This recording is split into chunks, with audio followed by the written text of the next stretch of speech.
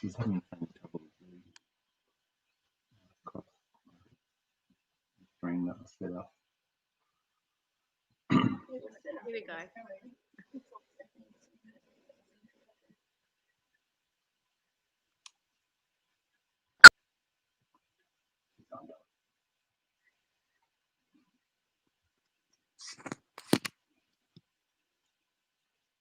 Hello and welcome. It's Hump Day and we're celebrating wines. And why should we be doing it alone? Things are coming close from lockdown, so tonight we're going big, bold and spicy. So stay tuned and find out a bit more in a second.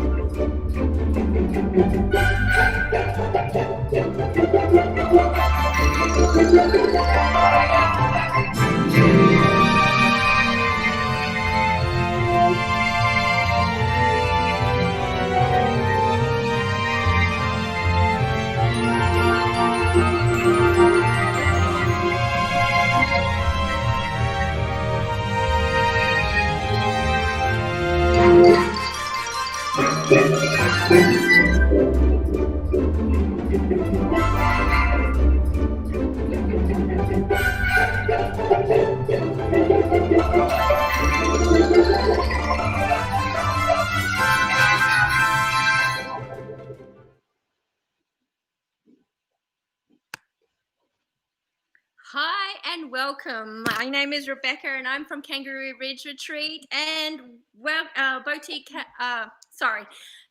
my name's Rebecca and I'm from Kangaroo Ridge Retreat, a boutique accommodation from the heart of the Yarra Valley, and I am here with... I'm Ben from Watts River Brewing, which is a family-owned independent brewery in Hillsville in the Yarra Valley, and we're also joined by... Hop It. Hop It. We're a hop-on, hop-off service for Yarra Valley and Mornington Peninsula. Obviously not operating as normal at the moment, but as normal as can be. And what's our names, John? Sarah and Sarah. John and Sarah. John and Sarah. Look, I mean, Rebecca couldn't remember her name. And together we make Wednesday Winos. I'm sorry, we had a bit of technical difficulties at the beginning and it completely distracted me. So hi and welcome everyone. And as usual, tonight we are live streaming across Kangaroo Ridge Retreat, a Facebook page, but also on Watts River pages and Hop It's Facebook pages, but also we are streaming on the Yarra Valley Visit Yarra Valley Facebook page. So before we get started, and I wanted to actually send a shout out to Yarra Ranges Tourism because they've been a big supporter of our show and have let us actually stream on their Facebook page, and they've been doing a pretty awesome job in supporting the local businesses in the Yarra Valley, particularly the tourism businesses in being in these really critical times that we have. So I just wanted to say thank you. But similarly, while everybody is watching the Wednesday Wino show, if you've got any questions throughout it, please put it in the comments below in either Hobbits or Visit Yarra Valley or Watts River, and we will answer it in the show. So just join in. And if you're liking what you're seeing, please share what we're seeing. But back to us. How's everyone going? How's everyone going at the moment? Fantastic. I think in general, like, because obviously we're delivering wine at the moment, so we're around Melbourne most days. You can see the lift in everyone's attitude, and everyone's just elated and can't wait to get out. You can really see it. So apart from the fact there's so many more drivers on the road, and all the terrible drivers back on the road. You're a terrible drive. Get back in. Don't. How about you, Ben? How are you going? How's it going for Watts River? Yeah, it's good. Like, we're just busy getting the place set up for reopening on Friday. So we'll be open to the public, like, during these restrictions. We'll be open Friday, Saturday and Sunday for, like, sit down. will still be available for takeaway on Monday and Thursday. But we've still got a lot to do before we open in a couple of days' time. But we've put our booking site live again, so you can get through that through our Facebook page or our website. And we've just been smashed with bookings, so it's looking really positive. And we're just looking forward to seeing people in the brewery once again. Yeah. What about you, Beck? What about accommodation? How is that looking? We're opening up from the 9th onwards, which is actually, a good thing. We're avoiding all the panic that Ben's actually experiencing right now, so we can put in our food orders and supplies and everything. So and we've gotten many inquiries, and we're really booked to the brim, because basically everybody's been ready to go, and some people were unlucky and had to shift their bookings, but then a lot of people were like, woohoo, we're coming. So it's really great. So I'm very excited to be welcoming guests again to the Reach. But anyway, tonight, Hoppet, would you like to talk about who we're talking with today and what we're drinking? Certainly can. Yeah. Oh, it's me, is it? Okay. So tonight, and John is showcasing the bottle, we will be tasting a Shiraz from Bodo Crago, the Black Cameron 2018 Shiraz, as I can see.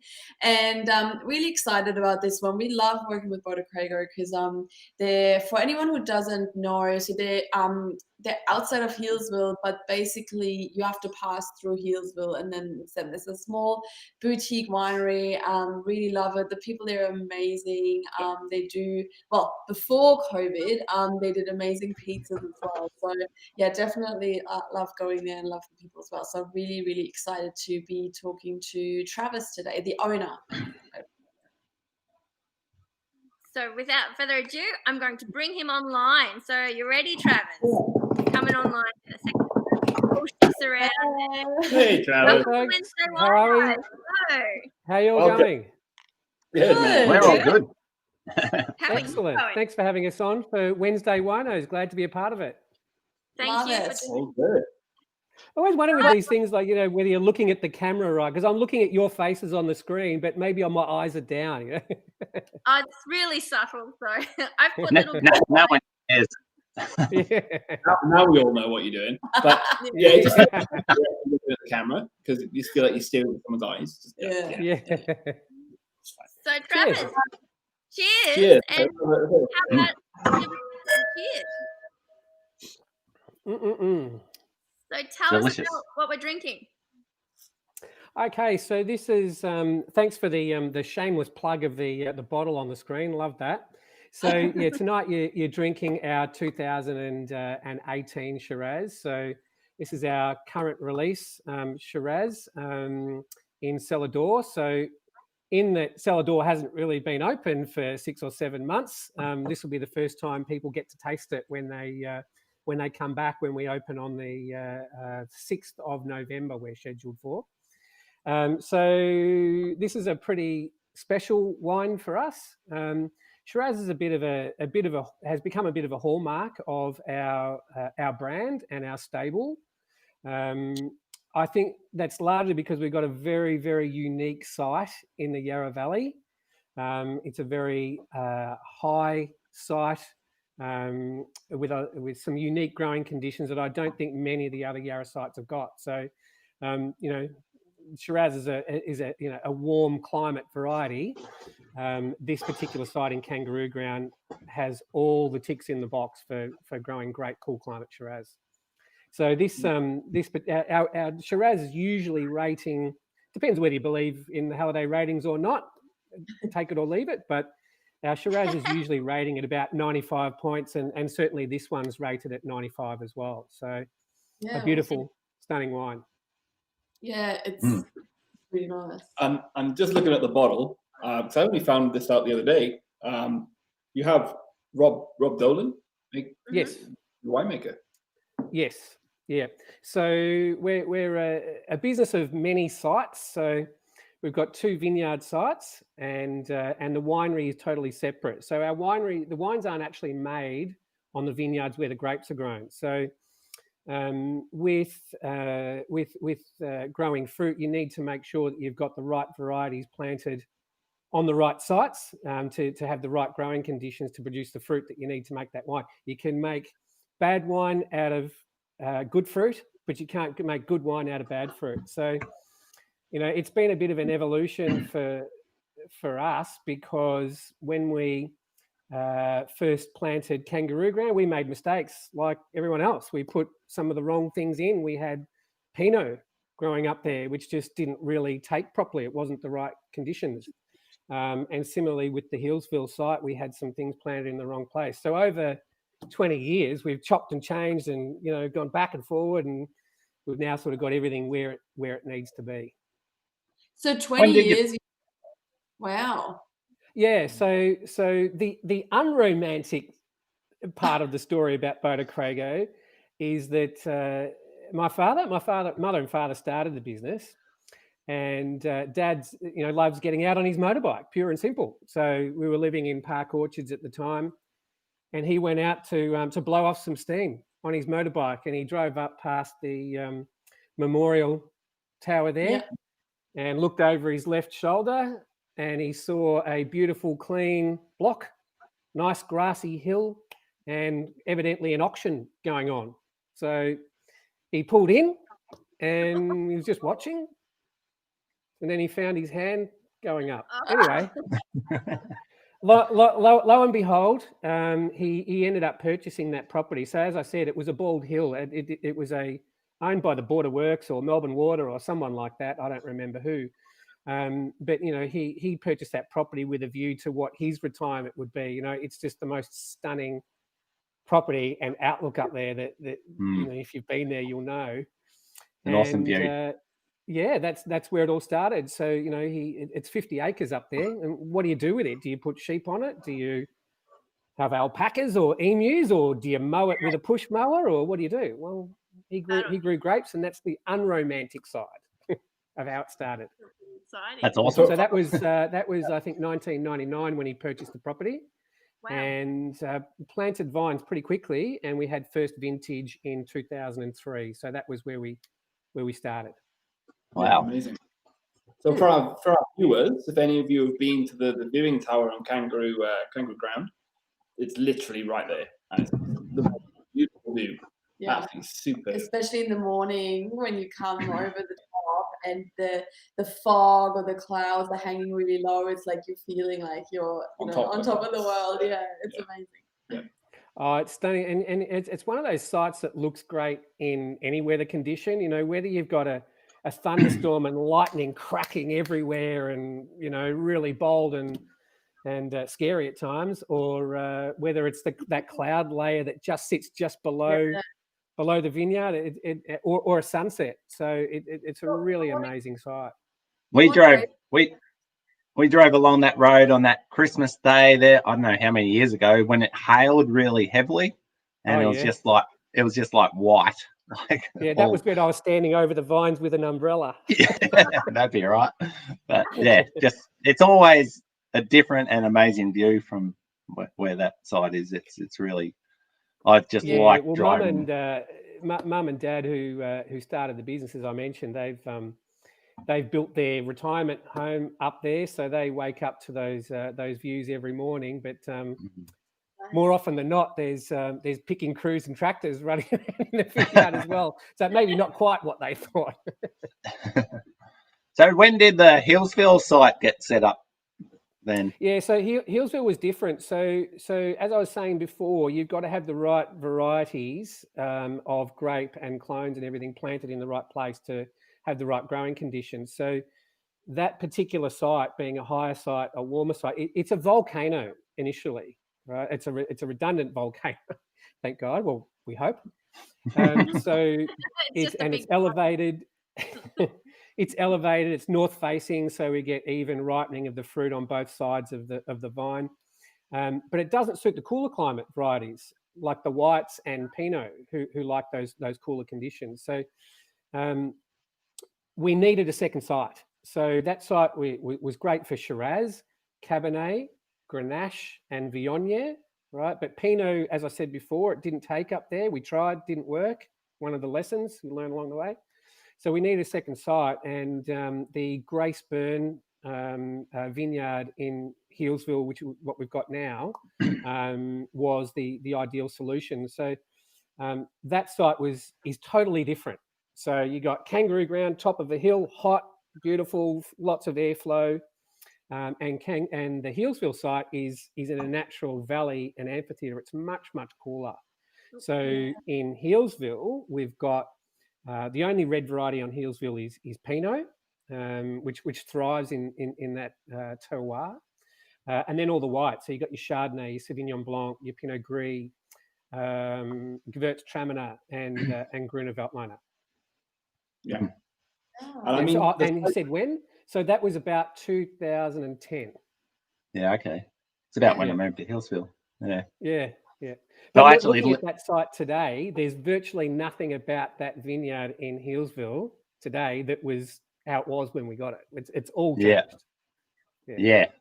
So I actually live on our block actually backs onto Graceburn, so I'm quite familiar with Graceburn. It's a really you back onto the creek, or yeah. So we've got the creek. How beautiful! Yeah, it's a really nice creek, and we've got a reserve across the other side of the creek, so we don't have people backing on the other side. It's really, we spend a lot of time sitting down by Graceburn, particularly over warmer months. Yeah. And Hobbit, did you have a question earlier? I saw that we, or has it I think gone? just bringing it back to, we'll come back to the story Butter Creek. Nice to know about Butter Creek's story. The wine, I think a bit more about the wine. Yeah. What was your question? You were gonna Oh ask? no, I was going to ask what was grown in kangaroo ground, because you were saying that it was different. So that was it, but you already answered that, so that's fine. So this has been 18 months in French oak. Yeah. So look, I think anyone that you talk to that's in the wine game will tell you it starts with the fruit. Okay, so I suppose our approach to growing the fruit is to let the fruit do the speaking. Minimalist sort of processes, very little use of chemicals. There's no pesticides. We're not organic. I can't say that we're organic because that implies that you've got that tick. But we do adopt organic processes up there. One of the things about that particular site in Kangaroo Ground, which is unique, is the fact that, as I said before, it's a retired volcano. So what it's got that is unique, I haven't found any other site, and I've asked widely, but there's no other site that I'm aware of that's got this rich black basalt soil that site's got, which is a legacy of that volcano. So what that does is, the sun that shines on that soil, it radiates the heat into the roots of the vine and also reflects it back onto the vine itself. Okay, so Shiraz is one of those varieties that does need heat and sun to be able to ripen properly. Okay, one of the north facing, so we get even ripening on both sides, and also because it's as you know if you've seen it, that site's on a gentle slope. What it means is that we can irrigate that vineyard to the amount that we want to. It's not sitting in water because it's there from the rain. We can look at the moisture in the soil, and we're very fortunate to have a significant size dam down the back, but also access to water through a deal that we did with Melbourne Water with a storage facility at the top. We've got as much water as we want or as little. So, we'll look at the conditions all the time and just drip feed it, because if you over irrigate, what you get is these big berries that are, big and plump, but ultimately lacking in flavour and character. So do you find? Sorry. Yeah, do you find that allowing your flexibility in watering to where you want, does that give you a more consistent product across seasons compared to other sites or vineyards? Or well, look, we're subject to the vagaries of vintage weather and growing conditions like everyone else, but all things being equal, being able to irrigate to the level that we want, and to, I suppose, our own little formula, it does help to to give us some consistency through the vintages. But there's a whole lot of other things that we do as well.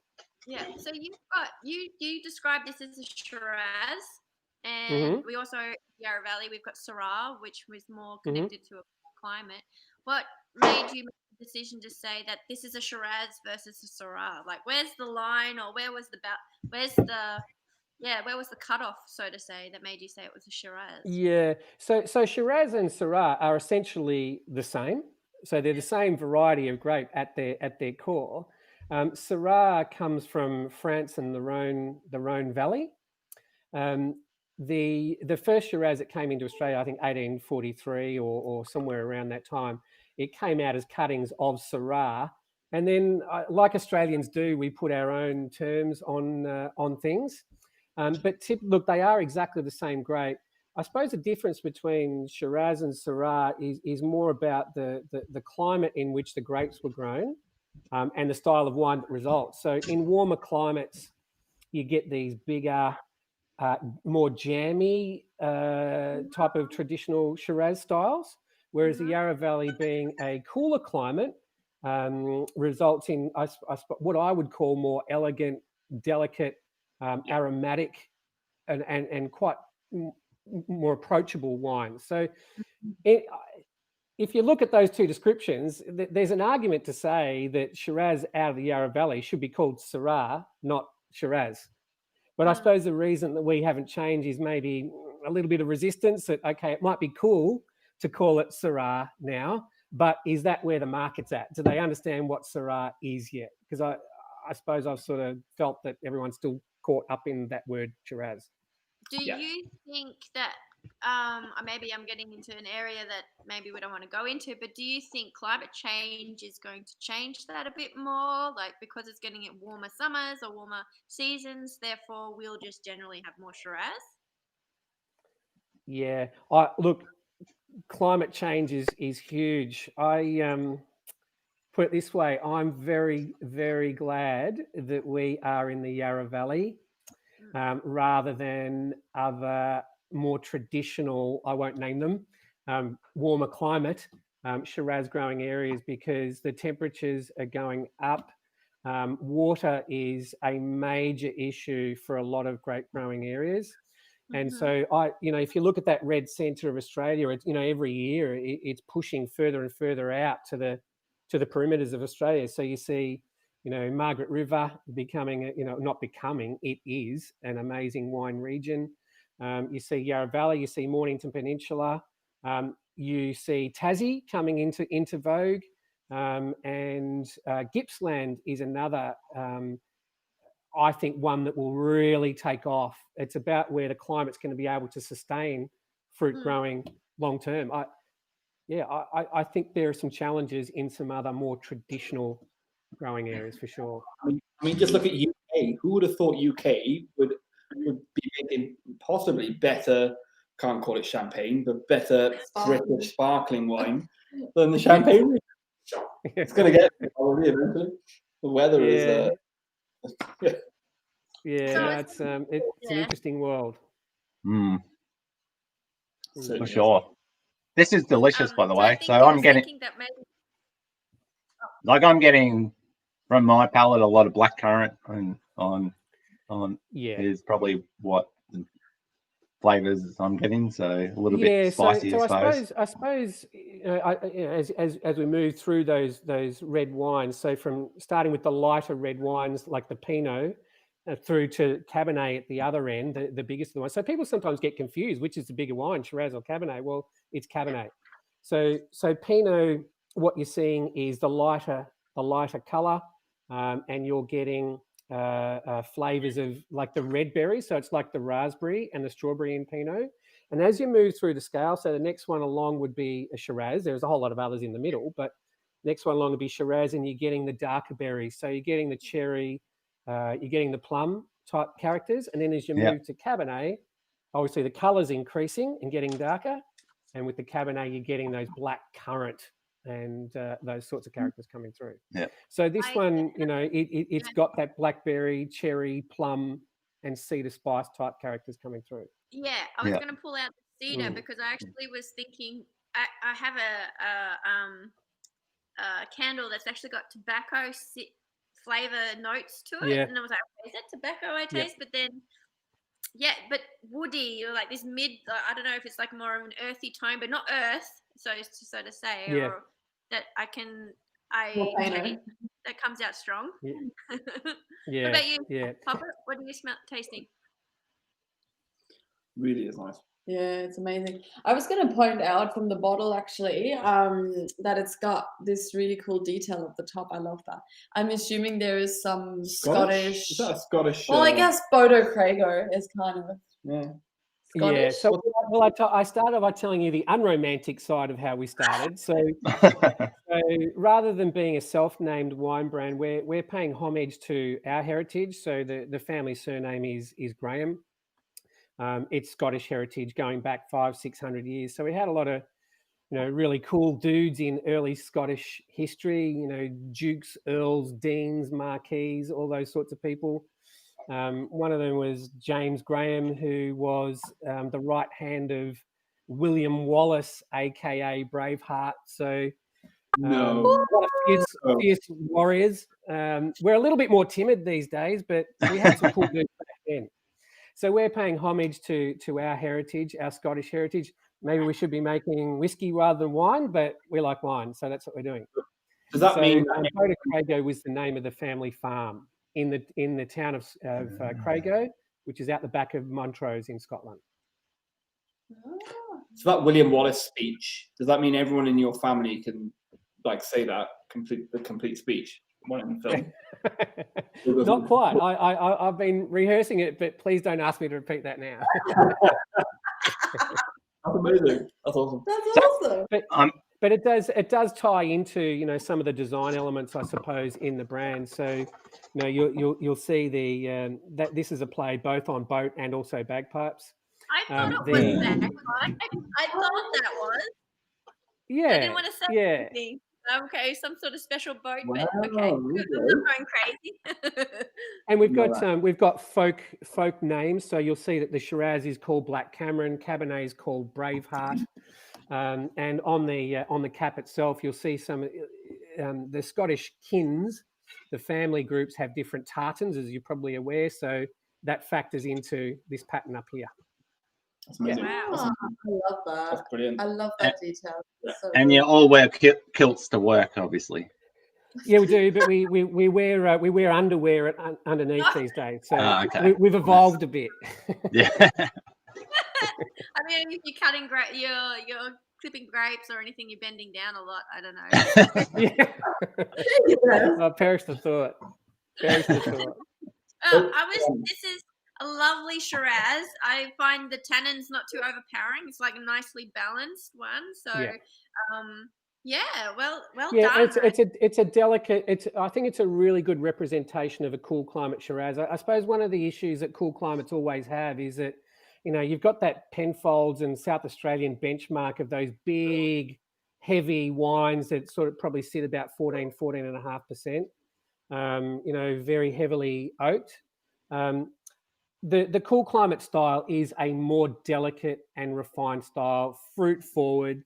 It's I think a wine which pairs more favourably with food because it doesn't overpower the food; it complements rather than overpowers. Mm-hmm. And I think it sort of hits a bit of a trend too, where people are looking for that sort of style of wine where you can have 2 or 3 glasses rather than have to pull up at 1 or 2 because you're halfway down the path. And can I also say that this wine is vegan? For anyone that's vegan and looking for wine, this is vegan. Yeah. We made that change about 2 or 3 years ago, and that's all to do with the fining process. So we don't use egg or milk products at all. There are different processes that we adopt. So the vegan movement's quite big and getting bigger. So we have got that tick in the box as well. Yeah, great. We also are aware that you won an award this year. Well, recently. Yeah. So we've and I should explain my own personal history with the business. I ran my own business for about 20 years before I got involved in Boda Crago. I sort of, drank the wine on the side, but I really only came in 2015, and the business has been on a huge journey since then. So we got Dark Horse Winery of the Year from Halliday in 2018. The wine scores have been sort of, creeping up year after year consistently. And one of the things I was really happy about recently is that we picked up the regional winner award for our 2018 Cabernet. So we're often getting awards for Shiraz, which is great, but that Cabernet has been an unsung hero for us. So I was really happy to pick up the gong for that. So well done. Yeah. Yeah, And well, it was the great for the Cabernet Yarra has Valley been too, one of because the Yarra Valley was planted entirely with Cabernet before Shiraz. So Yeah. Okay. Hmm. Yeah. Well done. That's really Happy days. Yeah. And so what can people expect when they come to your winery, when they come to the cellar door, Boda Crago? So obviously there's been, the 6 months more, I think, of us not being able to get out. Yeah. I thought it was 6 years. 6 years. Yeah, about 6 years. month has been a When year. we can, what can we expect?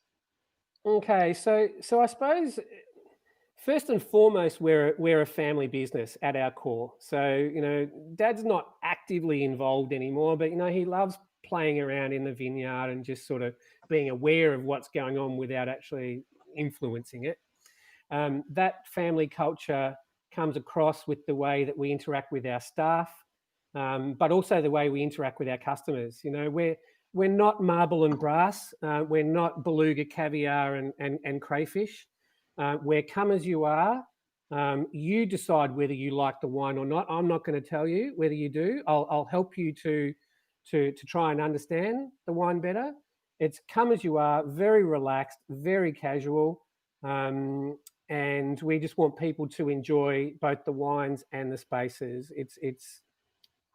We're not caught up in it. We just want to take people on a journey. And if everyone walks away knowing one more thing after their visit than what they did before, that's a win.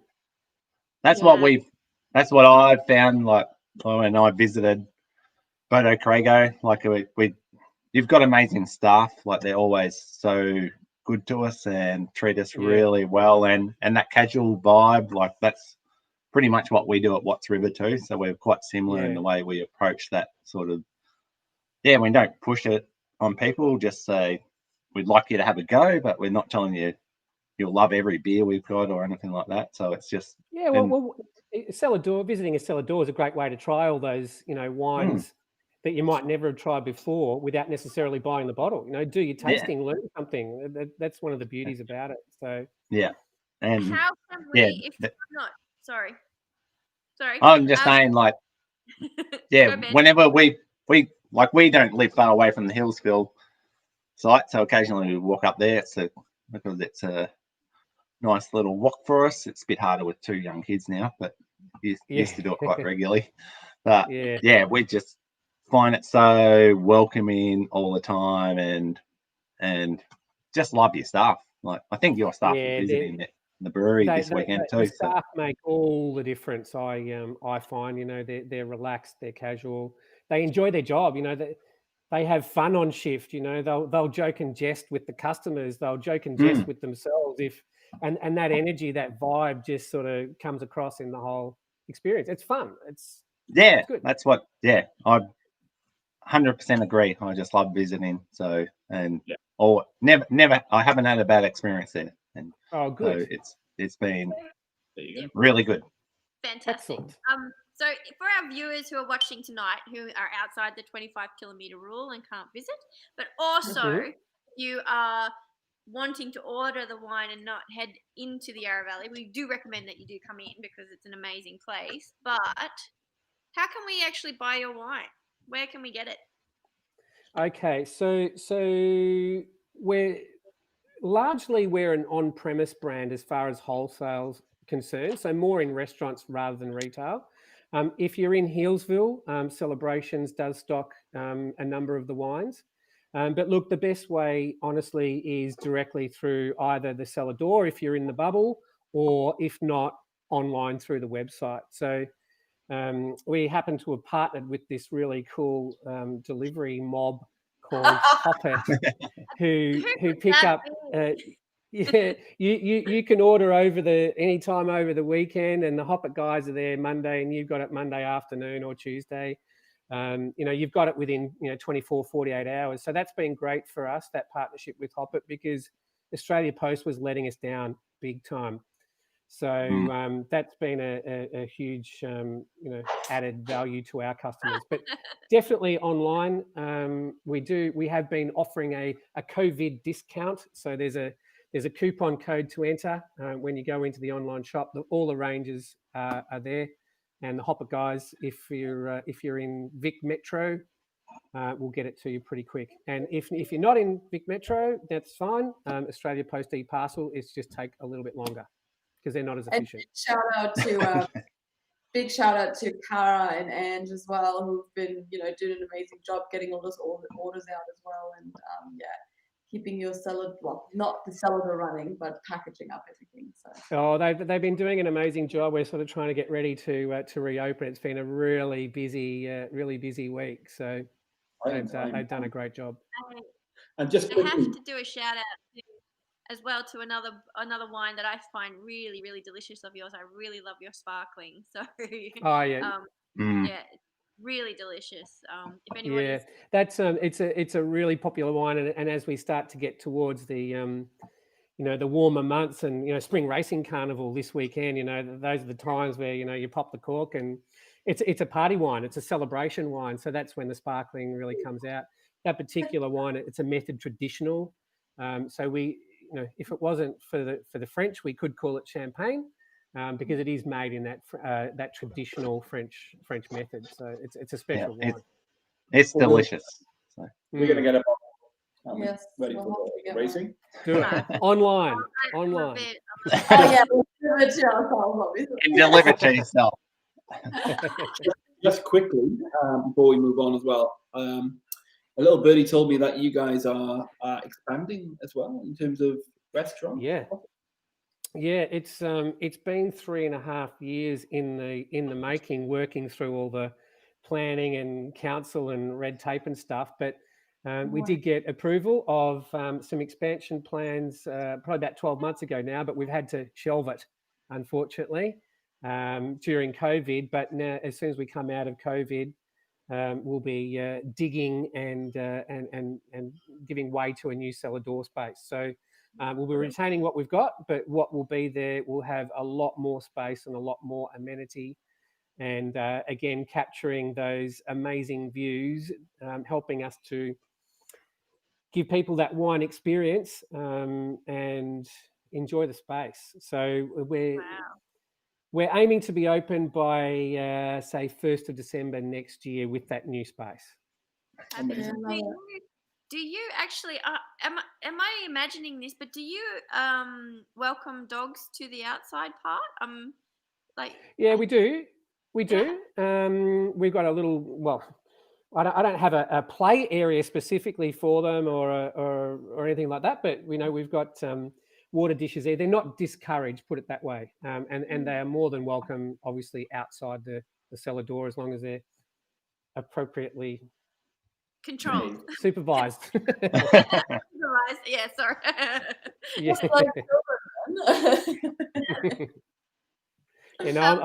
I think most people in the wine game are dog lovers. I've certainly got a dog that loves running around the vineyard there too. So people love their dogs and they're welcome.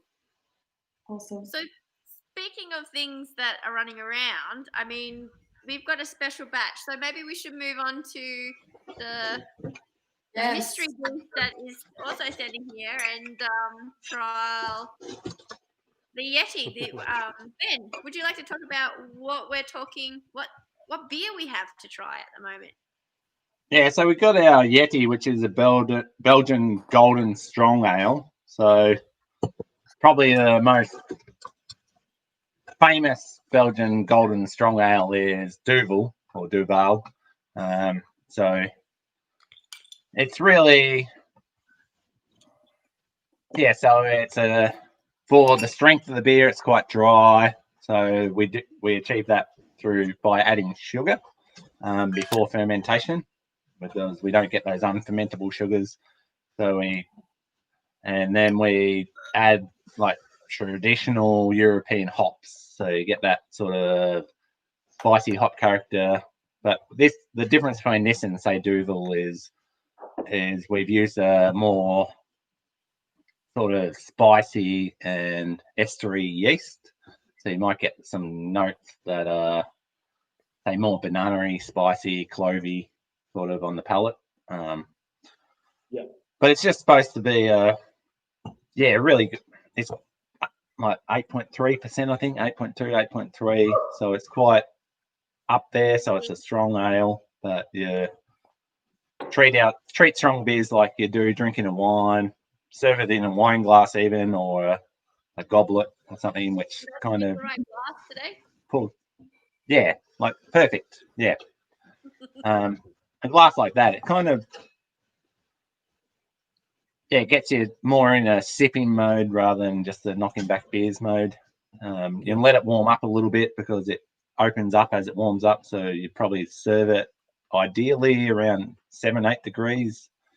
But has those real Belgian yeast characters in this one. So it's kind of pretty much a yeast-driven beer, but dry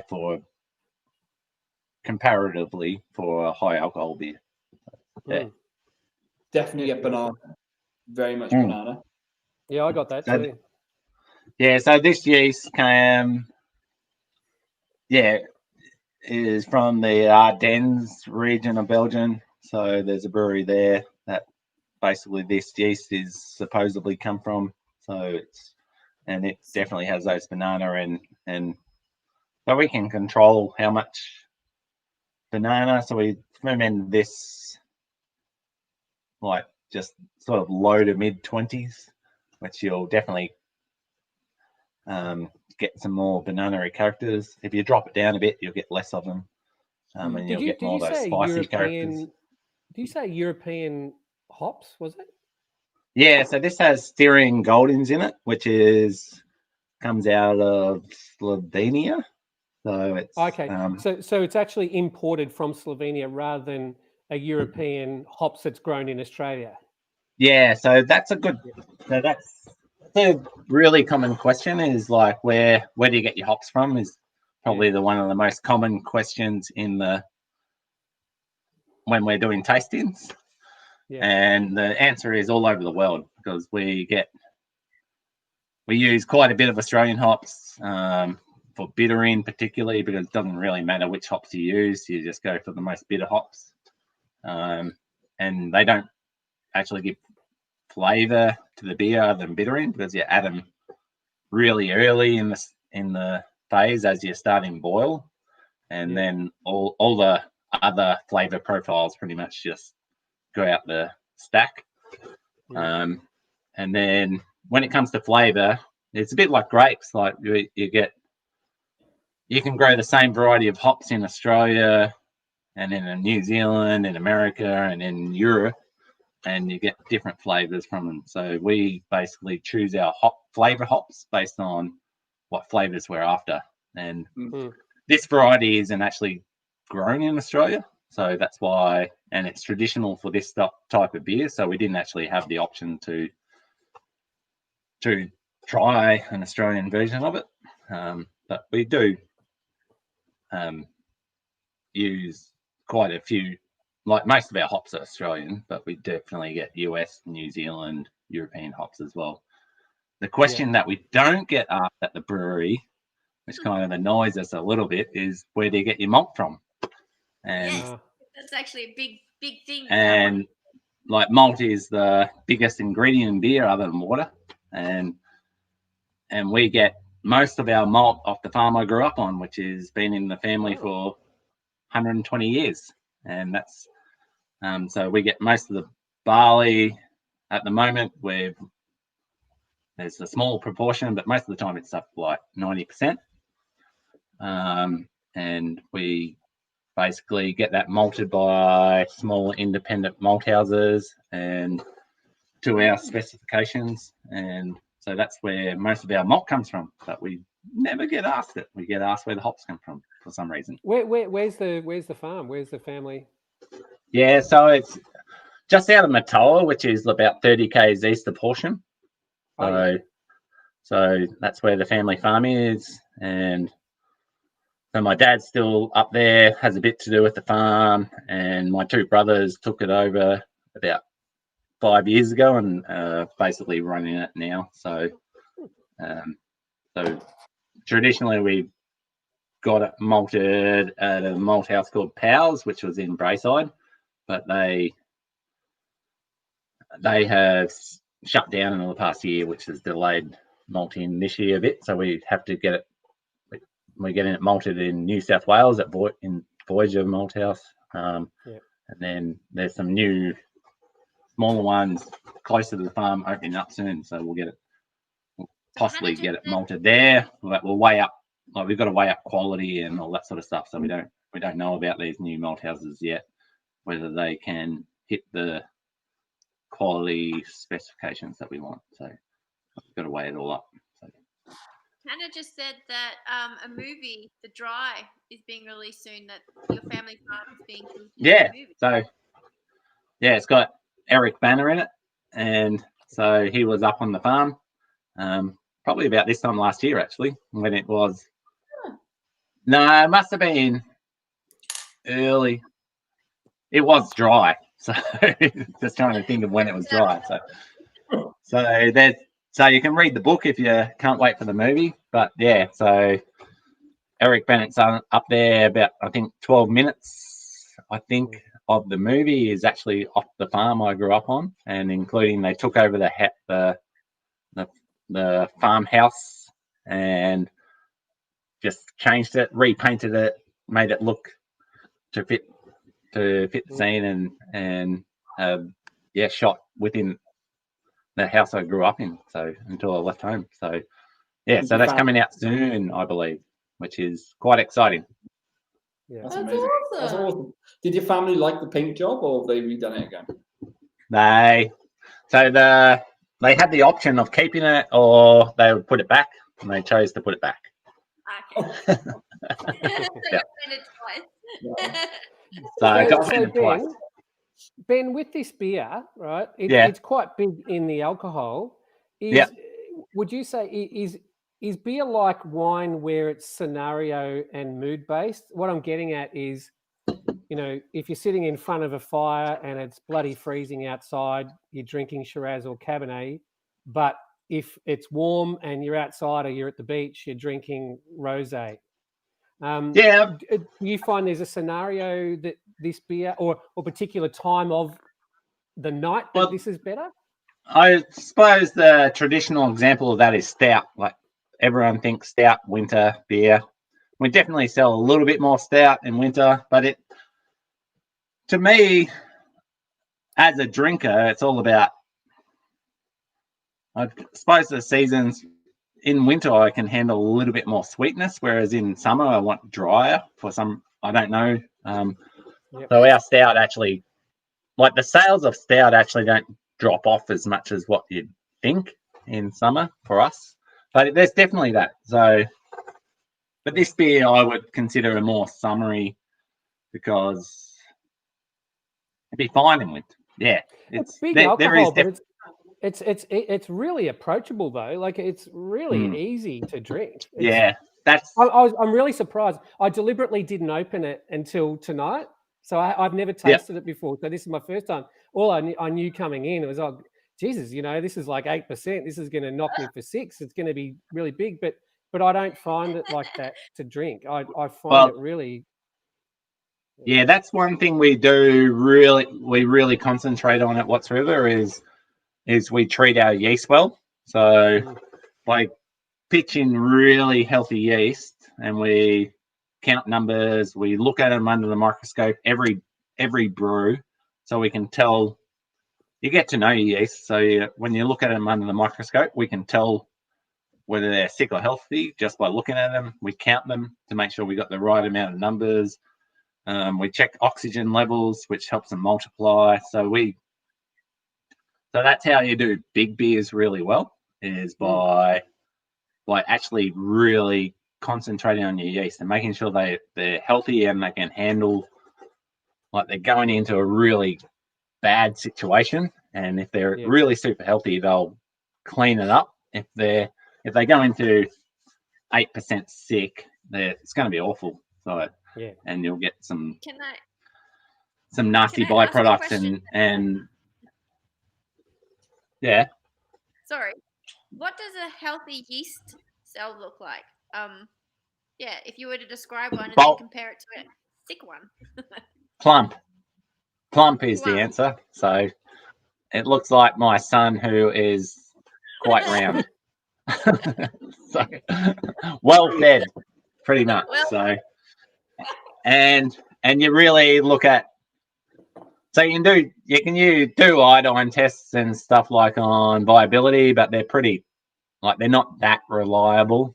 Not iodine tests, methylene blue. Iodine's for starch, but so you can do that, which we do occasionally, but it's not that reliable. But the best way to get to know when your health is yeasty is look at it regularly. And if we get a new strain in, well, we might not necessarily know as well whether it's healthy or not, because different strains are different sizes, different shapes. And so, but for our house yeast, you can look at it on a microscope and go, yep, we're fine. Whereas if we get a new strain in, you can kind of tell by how plumpy it is and whether it's dividing. If it's dividing, it's dividing well. So that's something that we do that a lot of craft, like particularly small breweries, don't do, is we propagate our own yeast. So a lot of craft small breweries will just buy dried yeast in and pitch it direct, whereas we buy yeast in. We've got a tank. We've got a little 200-litre tank, which is a propagator. It's got a agitator, so it stirs it. We bubble air through it to get the numbers right up. Air's really bad for beer normally, but for multiplying, it's really good. And then we just really buy the yeast in at the stage where others might pitch, or generally we'll pitch from there, and we just get it into the state where it's super healthy before we pitch. And that's why we do big beers really well. I've got to make one comment. Wine industry analogy: cork versus Stelvin, twist top versus not twist top. Why isn't this a twist top? Well, that's So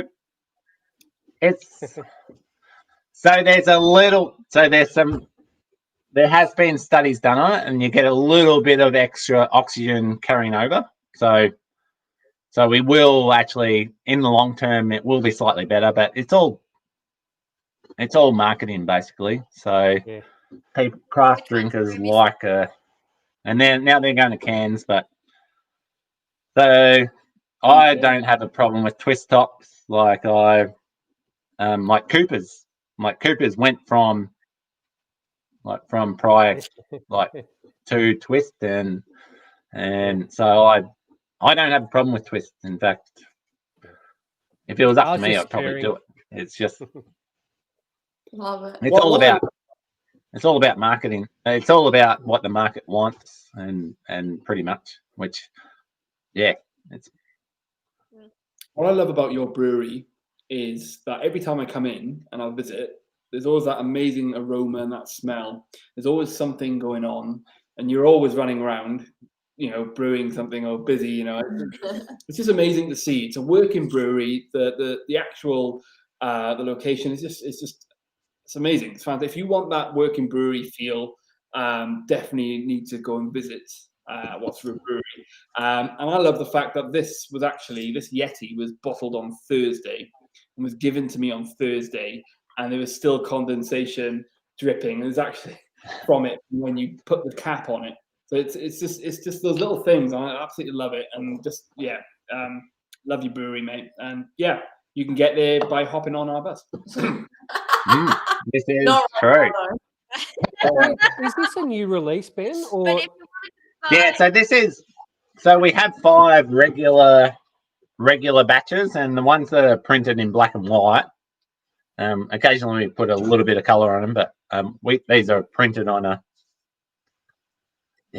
ribbon printer. But we do those, so we have special releases all the time. So this is kind of one of those. So this may or may not come back. Yep. We just it's all about the mood we're in, what we brew, pretty much. That fun.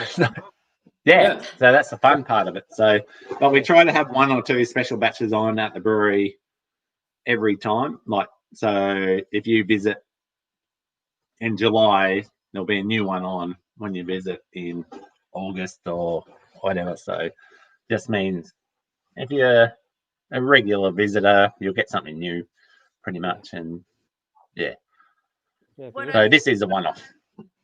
what is really interesting about the contrast that I observe between wineries versus breweries, you've got quite a cycle happening with breweries where you can actually, what is the average from thinking of a beer, making a beer? What's the average cycle for that, Ben? As in from concept to making it. Yeah. If you were to start, Oh. I want to make a beer like this, it would take you how long? Are you talking about actually making it or coming up with the idea? So if you make a beer, how long is like how long the whole process goes to from starting the grain milling? Oh yeah, to... from brew day to packaging and release is generally around 3 weeks. 3 to 4 weeks. We're leading So to about the question, right? So and then in contrast, we've got wineries. So that's for a regular ale. We occasionally do lagers, they'll double that. And then we've got our other ones, such as our wild ferments and stuff, which are probably more along the wine lines, which are from like our Brett ale, which dirty word in wine, Brett, but we do a Brettanomyces ale, which takes generally 6 months in tank and then is ready to release, but will mature in bottle. And then some of our barrel stuff it's like generally a year to 3 years. So, but that's really minimal turnover. So we don't do a lot of those releases just because they take so long. And so, So in contrast, in contrast, what do you think, Travers? What do you think of that? Our cycle is quite long, so we need to think about what product we want at the end and plan how we grow the fruit to drive that outcome. So there's the whole growing season, so that's 12 months, and that's all the pruning techniques, the irrigation, the fruit thinning, the leaf plucking, the whole lot. And then it gets picked, and then it's 18 months, right? And then we don't release our wines until at least being bottled for at least 6 months, if not 9 or 12. So our timeline's very, very long, which makes sort of hitting that target, one of the big challenges. Yeah. Wow. Yeah. So basically, you're trying to look into the future from the grape that's growing. You are. We're thinking about 2023, more or less. Yeah, correct. Yeah, so the 2019 Shiraz, the next vintage after the one that we've tasted tonight, won't be released until 2022 late.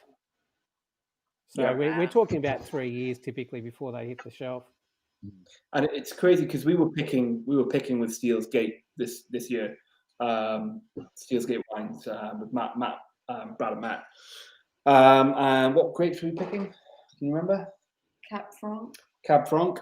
Was one of them. Yeah, it was one of them. Got bitten quite a lot of spiders. It was a good experience though, but I got sunburnt with this skin. But what I'm trying to say is that the whole what's gone on this year and the weather and everything that affects it. It's just and then this year, as you said, it's not going to really be bottled or not going to be released till couple of years' time. And Yeah.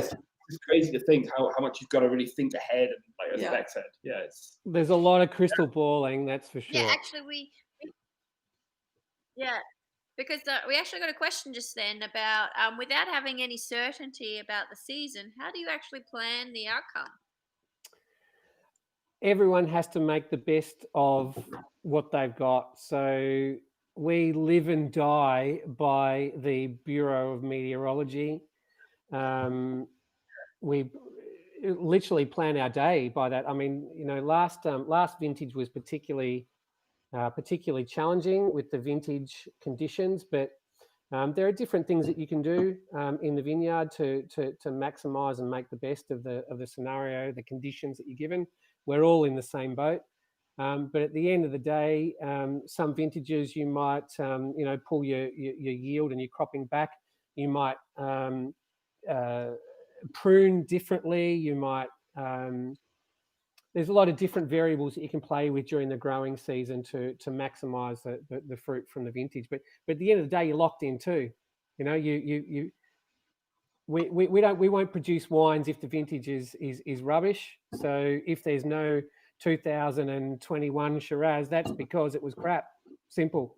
I'm not going to bottle it if it was rubbish, and that's what we're all dealing with. So it's a hard game. It's a hard one to manage.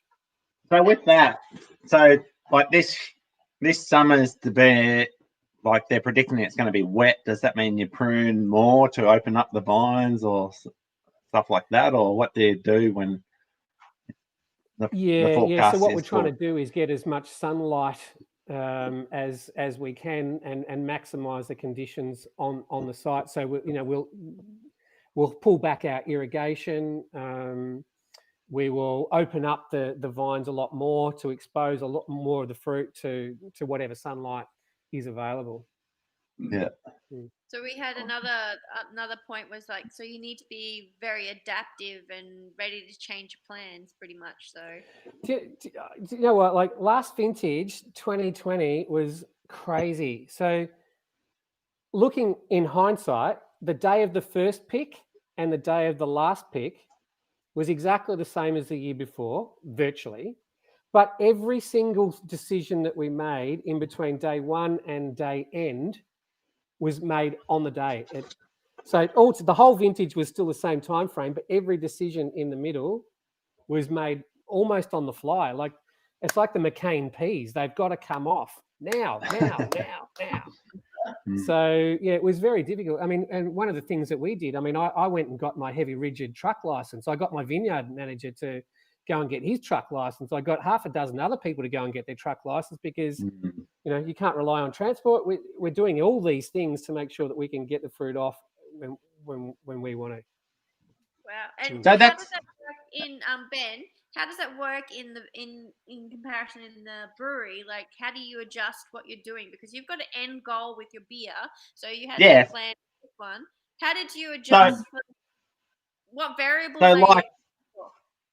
So probably like we're using raw materials from farms and off agriculture in making beer, and so there's options for us with the hops. Say for example, like say hop variety one.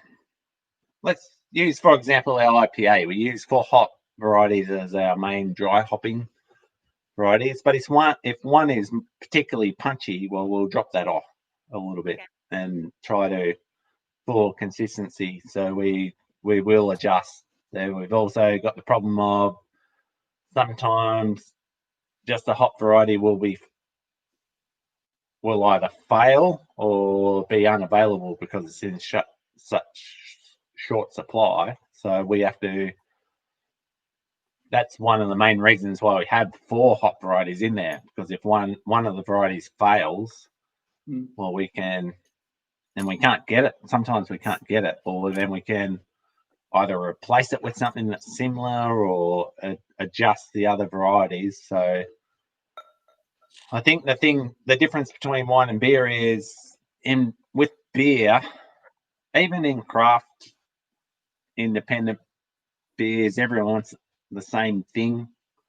like every year, whereas in wine, like there's vintages, whereas in beer, it's like more of an expectation that you have to produce, exactly a level line. Yeah. Whereas I was going the wrong way. we can make those adjustments based on how the hops are tasting and make our own judgments on how to blend. If something is not available and we know it's not going to become available, we'll probably have stocks of it. So we'll slowly reduce it out and bring something else in. So, like if you go buy every beer you buy off the shelf, like people say they're making the same beer every batch, and we've done it since, some claim since 1770 or something like that. That's just horseshit. So beers are changing almost every batch. Like we are making micro adjustments, and micro adjustments is the key rather than a big one, because we all want things in beer. We all want the same beer every time, but if it's changed really slowly, well then we don't notice, including myself. Like I've got beers I love from other breweries, and I don't notice changes because they're doing these micro changes. So it's all about not doing a big one, otherwise you'll get a heap of complaints. So you just need to manage what you've got available, and if you've got some, say a really hoppy beer, make sure you've got it diversified so you're not relying on one hop, and just really managing and not changing overnight, but always making it to what you want, and as far as you can within the constraints.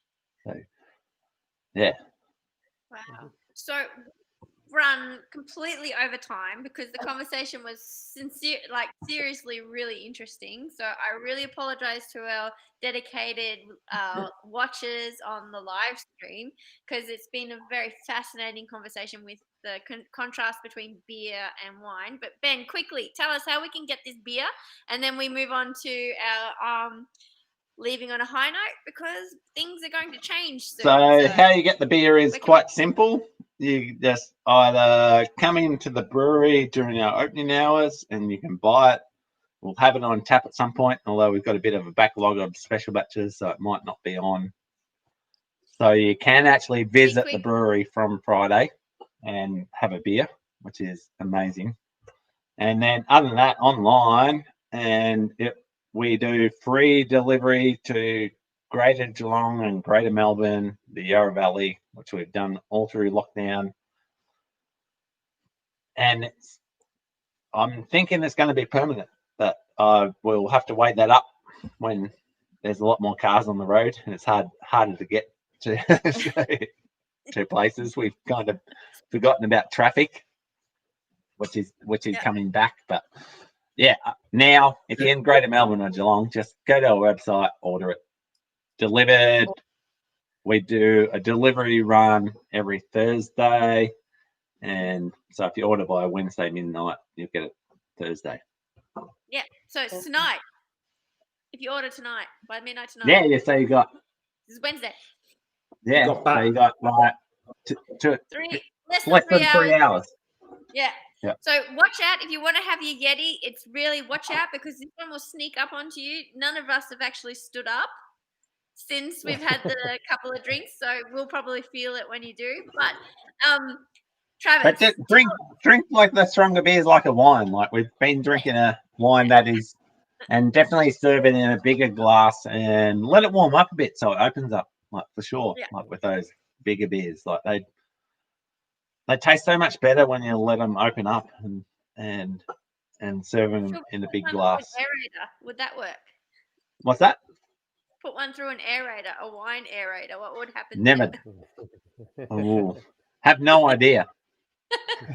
But anyway, so Travis, so we're just wrapping up at the moment. So thank you for joining us. But we always end our series on a shameless plug, but also a positive spin on anything. So what would you say would be your highlight of the week?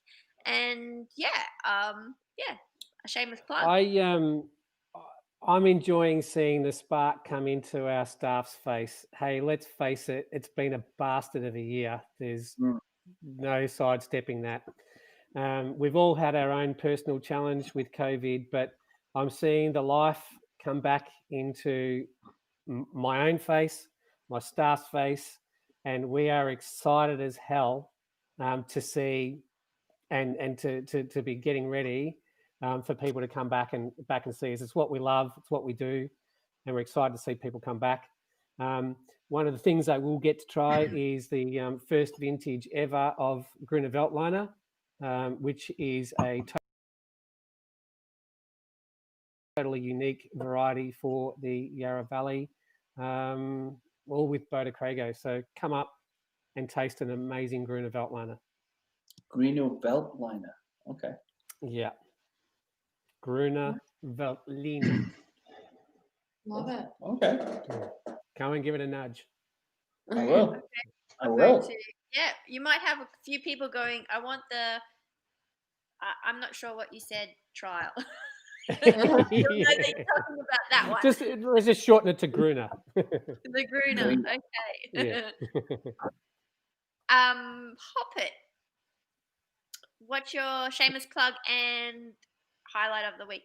You do shameless plug. I do highlight. Well, we're getting lots of calls and inquiries about, restrictions are easing. When are you operating? We would love to operate. Trust us, we can't wait to have everyone back on the bus. But the state government is still not releasing quite the restrictions that we were hoping for. So there's a bit of issues around having people on the bus and in tight spaces. So we're just waiting for them to confirm a few things around amounts and things like that. But yeah, keep an eye on socials and sign up to our newsletter on the website so we can keep you updated, and we'll definitely let everyone know when we can do what. We're working very hard behind the scenes to make sure we've got something operating. Yes, there will be something, but we're not. And I suppose the highlight, I'm not going to go weak. I'm going to the highlight of being locked down for the last 6 years, what feels like. For us, for me, and for Sarah, I suppose, as well, is we've got to work with all the wineries, breweries, distilleries in the last 6 months. And it's been absolutely amazing just seeing all the staff come together, all the teams come together and work together to keep it going, keep the business going, the businesses. And it's just been amazing working with everybody, really, as one big family. It's just been fantastic. So it's been a big journey that everyone's been on, and we've seen it firsthand. And when everyone gets a chance to get back out there and visit these beautiful, amazing businesses and regions, please, please, please put your money in their pockets because they deserve it. Buy the wine, buy the product. Yeah. What about you, Ben? What's your highlight? Ben, what's you doing? Yeah. Well, my highlight comes from a low light. So today, like for the past, I don't know, quite a while, there's an awesome little cafe in Hillsville called My Little Kitchen, and they've done these awesome brisket rolls. And I went to order them for lunch today, and the highlight is it said we can't deliver because we're preparing to open up. So it's a great little cafe. They do awesome food and they do, and coffee. Their coffee's one of the best in town. So I initially was pissed off, but you missed out on a brisket roll. I was very annoyed. But Ben did come down later in the day and got some beer for reopening, and I told him about it, and he had a bit of a chuckle, and he's going, "Yeah, I was thinking about you guys that order these quite regularly." So, so it comes from a low light, but it was definitely the highlight from it. Trumped me missing out on the lunch I wanted, because there's some awesome cafes and places in Hillsville which are really working hard to open up safely, and it was just good to see that they're concentrating on doing that, and we'll be open they're opening tomorrow. So go to My Little Kitchen tomorrow. Book in. Do it. Love it. Yeah. What about you? Shameless Nick? plug. You didn't do a Oh, shameless. sorry, shameless plug. Shameless plug is we are opening tomorrow. No, not tomorrow. Next day. Friday. So we'll be open Friday, Saturday, Sunday. Are you doing And live music? so not this weekend. So I think we're gonna rerun a thing at the brewery from a rerun DJ set. Just because we just don't have time to set it all up. And Yep. then live music is allowed at venues, so I'm guessing we will try to get that up and running by the weekend after, but we've got a lot to do. Yeah. So to put it out there, like dropping live music is a big thing for us because we've only, I think in the past 3 years, we haven't had live music only one weekend.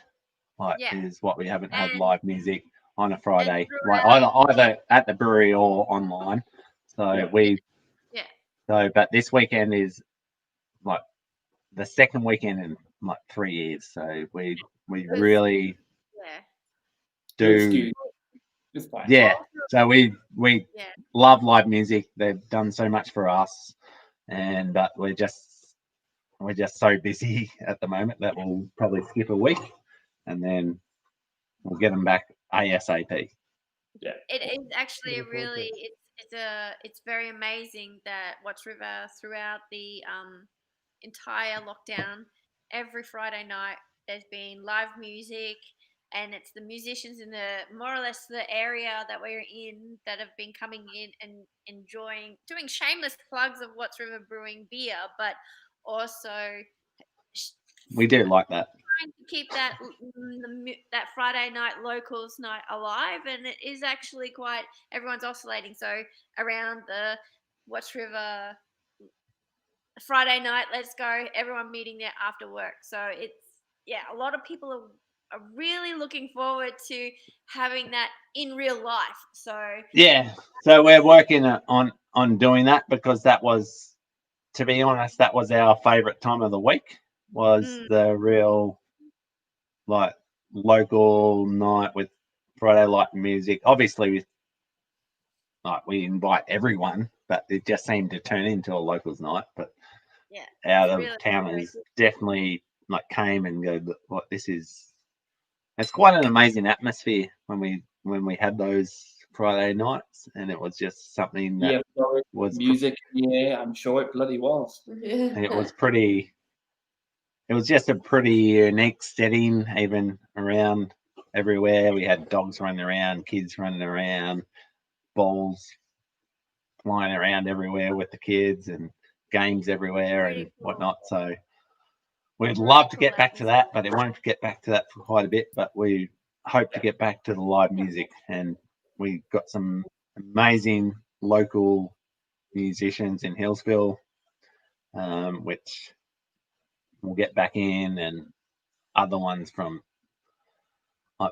we're just so blessed with the live musicians we had, and they're going through they're still going through a tough time. We're opening up, they're kind of not, which is they are a little bit, but they've just missed out on so much, all this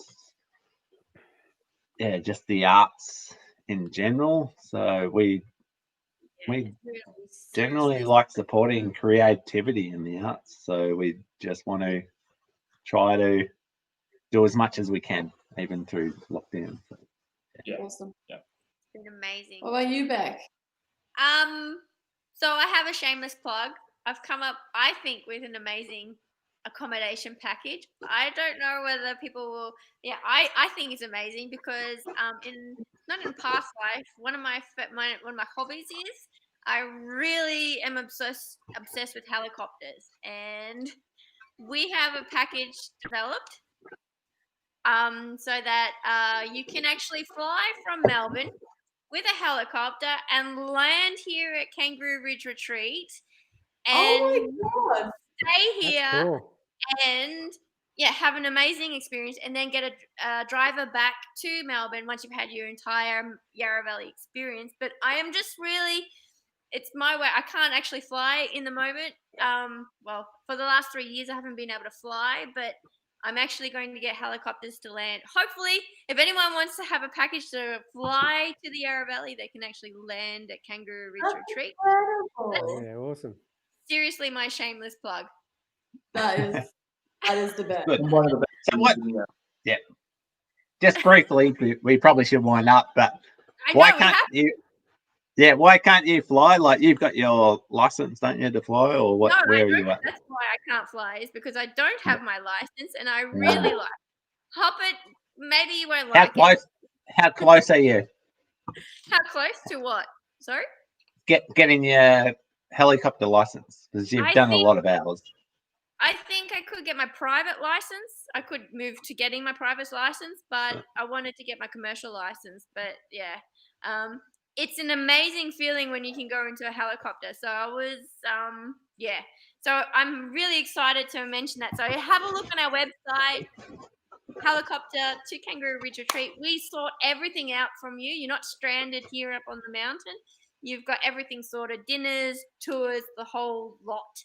And then a trip back to your car. So it's a pretty amazing, over-the-top experience and really extravagant.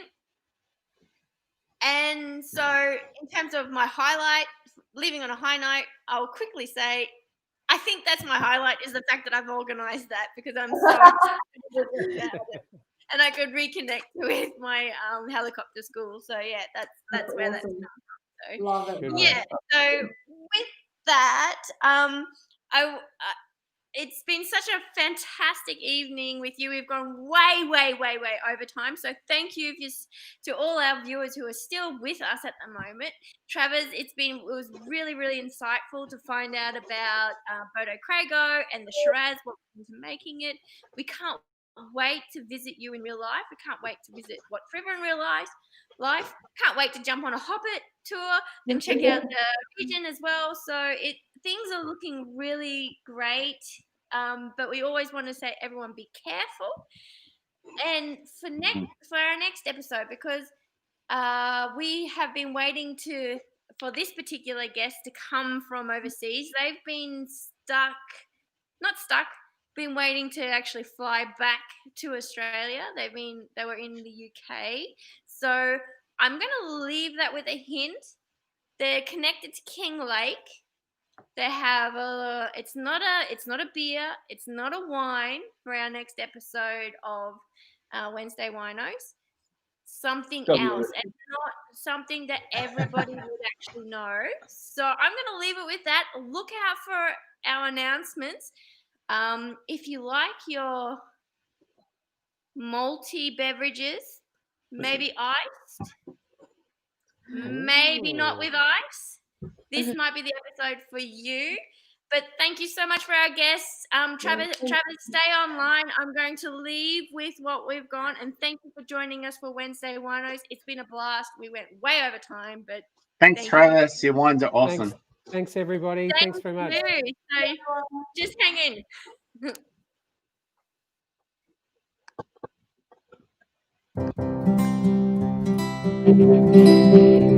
in.